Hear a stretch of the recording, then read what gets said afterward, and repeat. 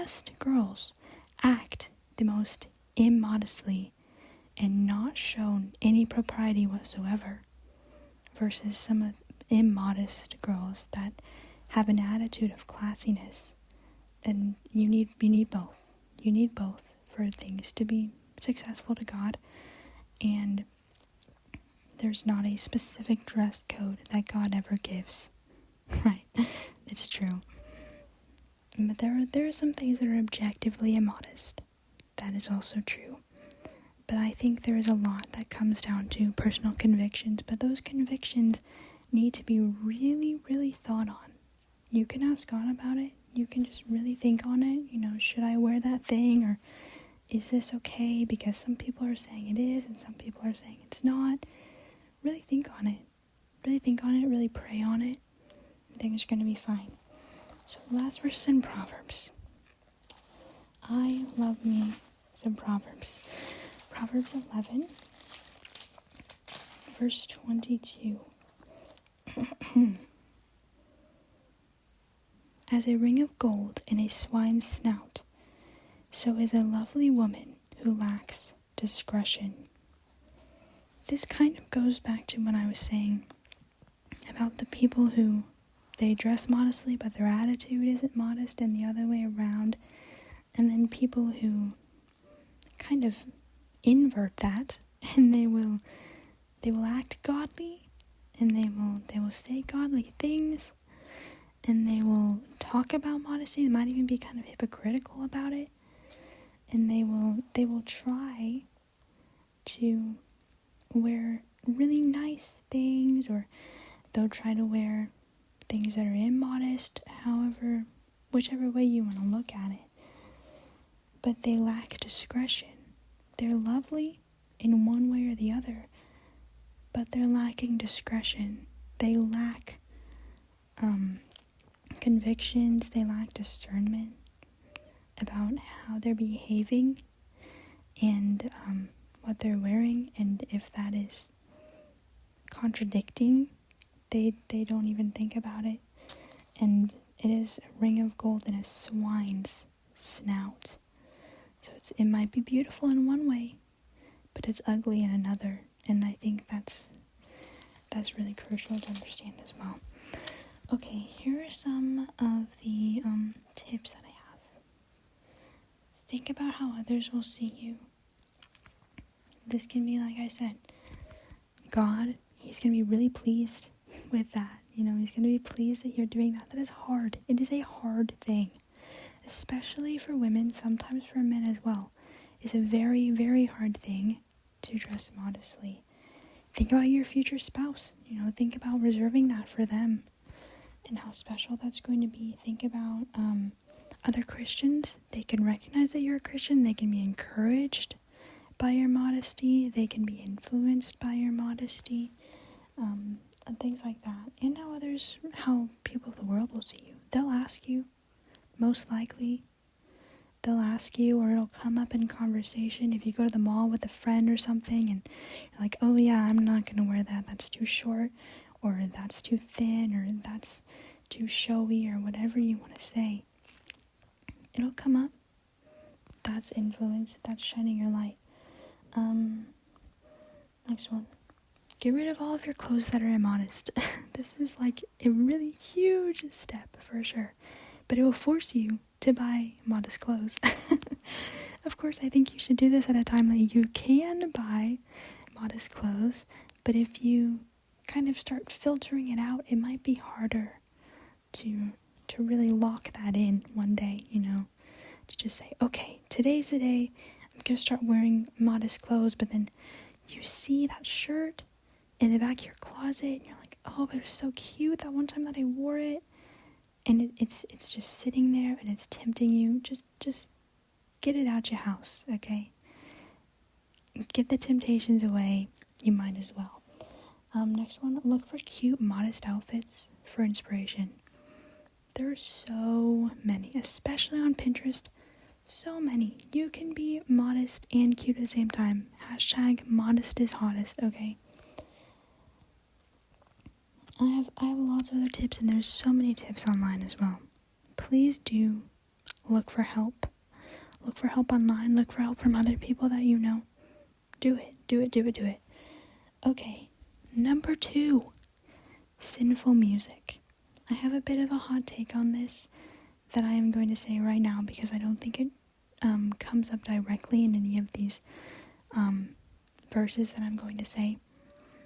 There are people that believe you shouldn't listen to sinful music, that also believe that you can only listen to spiritual related music, whether that be hymns, gospel music, Christian pop songs. Like, it has to talk about God and spiritual things for you to listen to it. Otherwise, you can't listen to it. Why would you listen to it? It's not uplifting your soul. It's not uplifting your journey with God. All that stuff. I don't think that is true. If you want to do that, that is totally fine. There's nothing wrong with that. But I think it's okay to listen to songs that are, I guess, secular, quote unquote, but they're not talking about anything bad. Those do exist. They do exist. Plenty of the songs on my playlist are that way, and that's fine.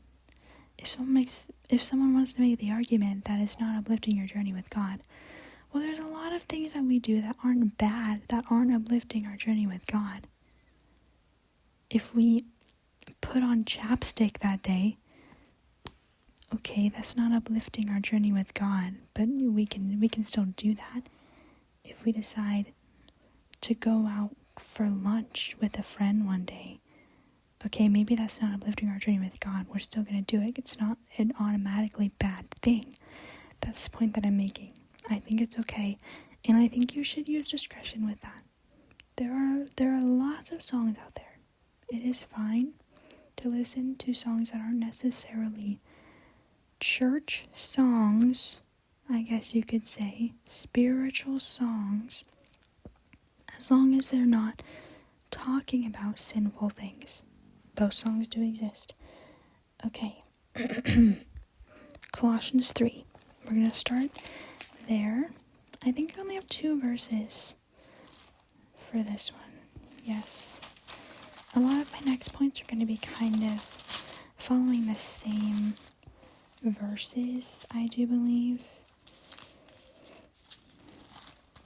So, okay. Colossians 3, verse 2 at first.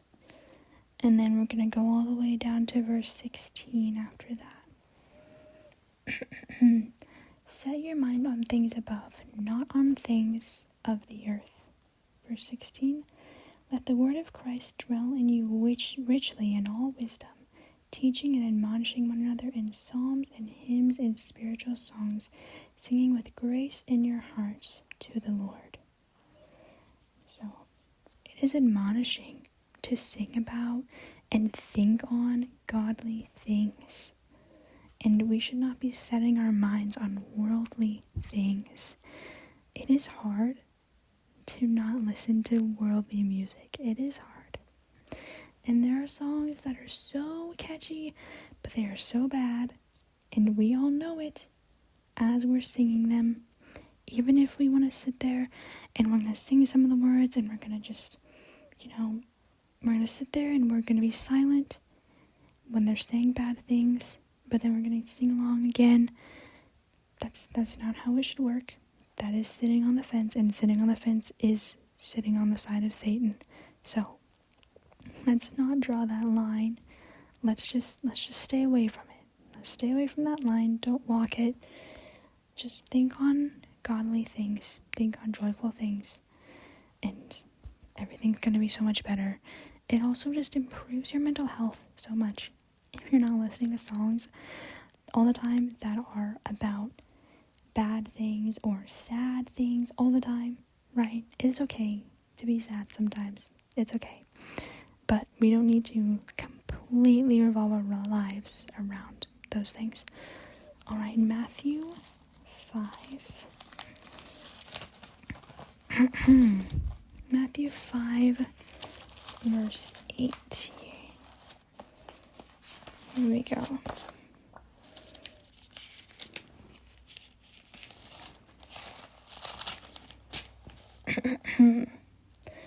Blessed are the pure in heart, for they shall see God. You cannot have a pure heart if you're feeding your heart bad things. Your heart is attached to your mind. The things that you are thinking about are going to become the root of who you are. And if you're thinking about impure things, you're not going to have a pure heart. And if the pure in heart see God, it is only logical to say the impure in heart do not see God and will not be with God. Only logical.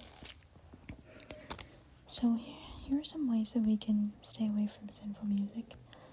Find some new artists. Look for some new artists. Stop listening to the radio. The radio has just random songs that come on there. You can't really control the songs that are going to be on there. If you stop listening to the radio, it's going to be a lot easier for you. Listen to hymns more. Listen to godly music more. Even if, like I said, you don't have to completely cut out all secular music, but listen to some more godly music a little bit more as well. Number 3 is sinful media. This one has a lot of the same verses. Matthew 5:8. You cannot be pure in heart if you're filling your mind with impure things through books, through film, TV shows, social media, all of the types of media. It all comes down to what we're exposing ourselves to. It is going to influence. It's just the truth. Colossians 3:17. Did I just read that? Am I going crazy? 3:17. Oh, that was the next verse. We read 3:16, but 3:17. And whatever you do in word or deed, do all in the name of the Lord Jesus, giving thanks to God the Father through him. Whatever you do, in word or deed, do all in the name of the Lord. So, whatever you're doing, whatever you're seeing, whatever you're saying, whatever you're hearing, do it in the name of the Lord. Do things that are going to please the Lord and be worthy of his name. Let's see here. 2 Timothy 2. I'm going to go back to 2 Timothy.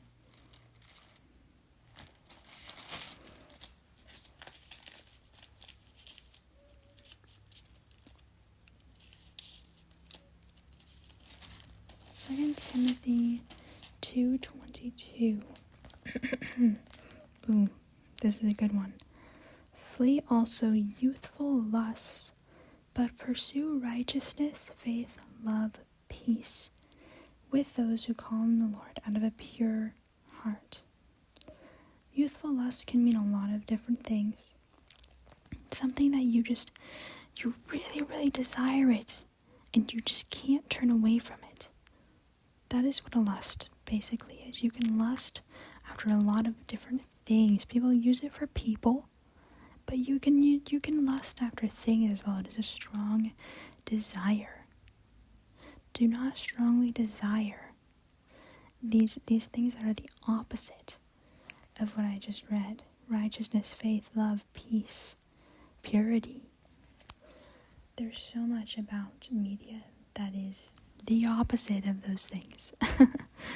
It is easy to tell sometimes, but there are other times that they kind of conceal it. They conceal what is bad about it, and we need to be really on guard for that.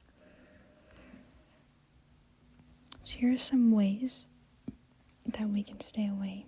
Find new media and media creators. Look for creators that are not promoting those things. Look for new movies and shows and books that are not promoting those things. Stop subscribing to outlets that promote such content. If it is so bad that you can't even own the app, delete the app. If it's so bad that you can't even have that subscription, take it off of your subscription list. You have to do what you have to do. Next one is to look at reviews online. It is so easy to get into things that you didn't know you were going to get into. You don't even have to search it out sometimes. That's just the world we live in. So look at reviews. Number 4 is materialism. This is one that I think it's kind of lost in translation sometimes, if you will. We're going to start in Hebrews. This is one that really should be a given, but I think a lot of people fall into the trap of materialism without realizing it. You know, they're not even thinking about it. Hebrews 13, verse 5.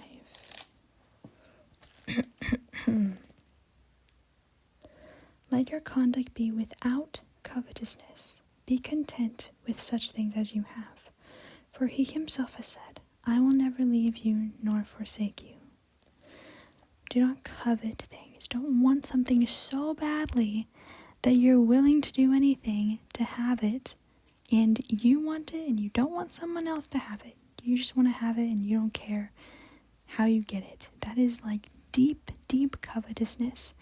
But there can be a mild covetousness that you're not really thinking about. You're like, yeah, I really want that. You know, I want it so bad that I would do this thing. But is it really worth that thing to do it? If you want something so bad that you're willing to do something for it that isn't actually worth it, then you're coveting that thing or that person or that position or whatever it is.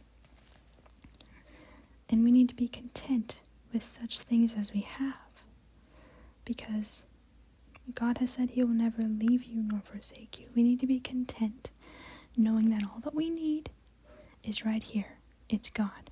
He's not going to leave us. He's not going to forsake us. We're good. That's all we need. That's all we really, really need. Next one is Matthew 6:25. Hebrews has some really interesting stuff in there. They kind of jump all around in Hebrews. It's a really interesting study. I would encourage you to take a look at it. Alright. 6:25.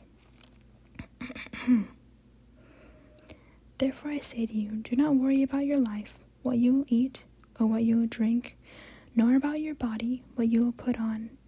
Is life more than food, and the body more than clothing? So we need to be worrying about, well, we don't need to be worrying about anything. We need to be thinking about and having concern for the things of God. We don't need to be stressing about or placing emphasis on worldly things. Life is so much more than that. Life is about loving God, being loved by God, and serving God. That is our purpose. Our purpose is not to have the best clothes or a better car than that person or a better job than we had 5 years ago. We don't need to put anything over God. That is what the root of materialism is. You're putting things over God. Let's look at Matthew 6:19 now. We're going to go backwards a little bit. Do not lay up for yourselves treasures on earth, where moth and rust destroy and where thieves break in and steal. So these earthly treasures, they're going to be destroyed one day, whether in our lifetime or after our lifetime, or whenever Jesus comes. It's all going to be burnt up one day. It is. And when you look at it that way, the next time you really want something and you can't have it, don't let it bother you. Just say, oh, that's going to be burnt up one day anyway. And it'll bother you a lot less when you think about it that way. Okay, 1 Timothy 6, verse 6 is our last one here. It's easy to let materialism take over in your job as well.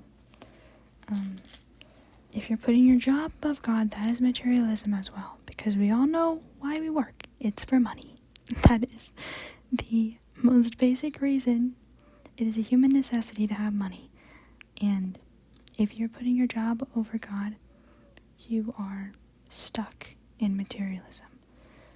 1 Timothy 6, verse 6. Now godliness with contentment is great gain. So being content, being at peace with what we have and the situation that we are in. It doesn't mean that we're not striving for more or that we don't want things. It's okay to want things, but you need to be grateful for what you have and be grateful for the position that you are in while you're waiting for those things. Godliness with contentment, that produces great gain. You have to have that contentment in your heart. Some things that we can set aside: stop spending and start saving. If you have a problem with spending your money on just useless stuff all the time, it's okay to have a little fun every now and then. You get yourself some fun things. But if you're going in debt, or bills are not being paid, or things are just not being taken care of that need to be taken care of because you're addressing your wants first, that's a problem. That is a big problem. Start saving your money. Stop spending it. Think long and hard about every purchase that you make or every shopping trip you're about to go on. The best way to avoid useless spending is by thinking really hard about the things that you're planning on buying. It's true. Remember the finiteness of things. It's all gonna burn one day. We do not have an infinite amount of money. We don't have an infinite amount of objects for our whole lives until eternity. That's not how it works. Through eternity, we're going to be with God and we're going to have whatever He gives us in heaven. It's not going to be this stuff on this world. It's not. Reach out to people who don't have much and see how they are keeping happiness and contentment. You should not go find somebody that you know and say, well, you seem like you're kind of poor. How are you happy? That is not what I'm saying. Please don't do that. If you see someone that is just a really happy person, think about this. That person, do they have millions of dollars right now? Do they have 50 different outfits in 5 different closets? Do they have 10 different cars? Do they have a giant house? Probably not. They're probably they're living okay, they're getting along, they might have some nice things, but they're not happy because of all the things they have. Some of the most unhappy people are the most blessed. Just think about that for a second. Like, you see all these people that have so much stuff, they have so many people that love them, they have friends, they have family, they have a nice job, they have a lot of money, they've got all the things that someone could think would make someone happy, but they're miserable. And then you come across this person that has lived a long life of hardship and pain. They've got health issues, they've got a small house, they don't have very many family members, they don't have a lot of friends, they don't have a lot of clothes, they don't have much money, but they're so happy because they found what matters. They found what actually matters, and they held on to that, while all of the things that are going to be changing all throughout life were happening around them. Because you don't know what's going to happen to all of your stuff. You don't even know what's going to happen to you in the next hour. You could have a fire at any time, and I'm not trying to scare anybody about themselves or their things. But we need to realize that. We need to realize what actually matters in life.